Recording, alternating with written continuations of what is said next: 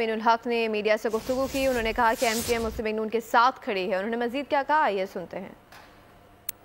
کہ 8 فروری 2024 کے الیکشن ایک عادلانہ منصفانہ شفاف انتخابات کے انعقاد کو یقینی بنایا گیا تھا. ہونا یہ چاہیے کہ ملک میں سیاسی استحکام لایا جائے. سیاسی استحکام کے لیے ضروری ہے جب سیاسی استحکام آئے گا تو میں سمجھتا ہوں معاشی استحکام بھی آئے. تو جو پولیٹیکل پولرائزیشن بڑھ رہی ہے, ایم کیو ایم کی خواہش ہے اس کو منیمائز کیا جائے, اس کو ختم کیا جائے.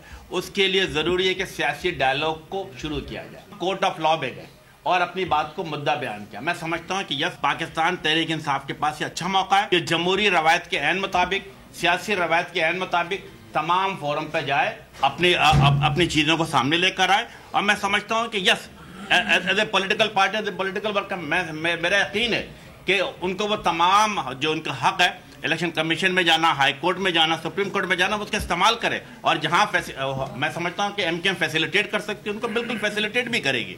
لیکن لڑائی جھگڑا دنگا فساد میں سمجھتا ہوں مسائل کا ہی ہے.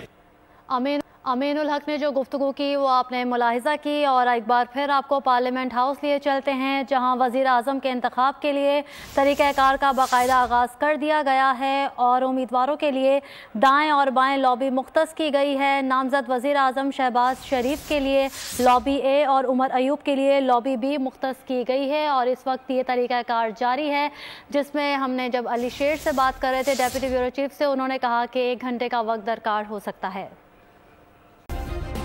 سبسکرائب کریں اور بیل دبائیں تاکہ کوئی خبر رہ نہ جائے.